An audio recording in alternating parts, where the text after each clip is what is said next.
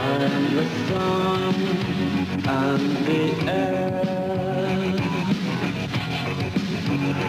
of a shyness that is criminally vulgar. I'm sun and air of nothing in particular. The place where I grew up no longer exists, apart from here in the local history library, photographic evidence of Queen Square in Old Trafford. This is where I grew up, and it was demolished in the late 1960s. And in a way, it was like having one's childhood wiped away.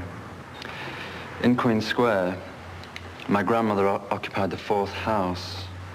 We occupied the 5th house. And the 6th house was occupied by my mother's sister and her family. So it was a very strong community, and it was very tight, very solid, and it was also quite happy.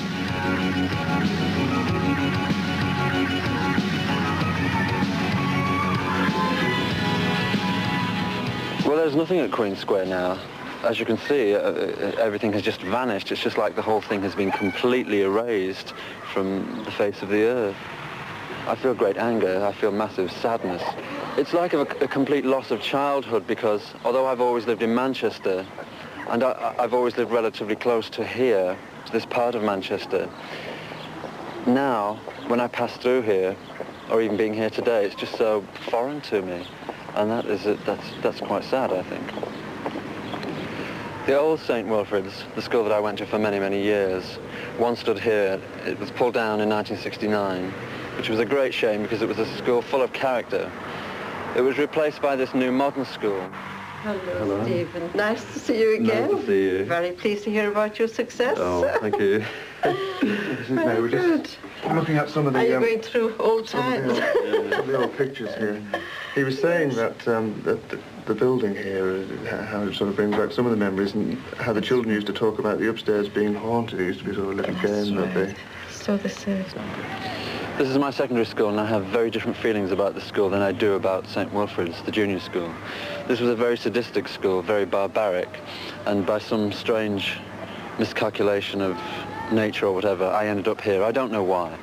And 5 years of education here proved to have no effect upon me whatsoever, and I'm sure no effect upon anybody else, except certainly in a very adverse sense. Not to be recommended.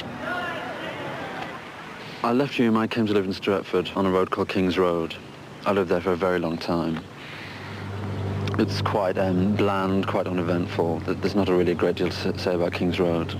I never had a social life. I never left the house. I just simply sat in and read and watched television and done all the things that in life are generally considered to be quite negative and quite soul-destroying.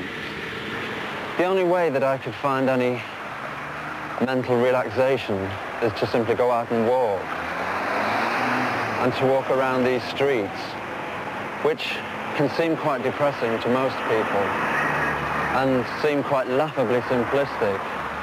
But for me it was perfect fuel, because then I would go home and I would write furiously. And I found that for me it was a brilliant outlet. It was the thing that helped. But also you have to have a grain of hope, which is a very difficult thing to have.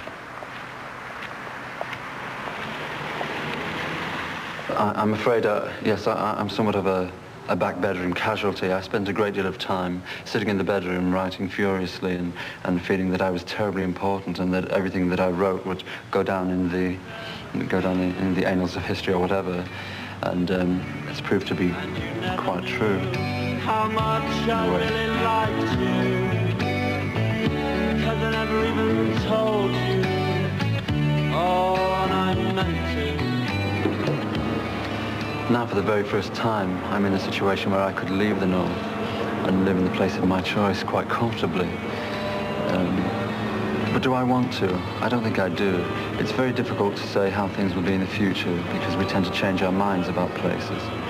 But right now, I don't feel that I want to. I feel quite cemented, and I feel quite attached to all the things that I've known.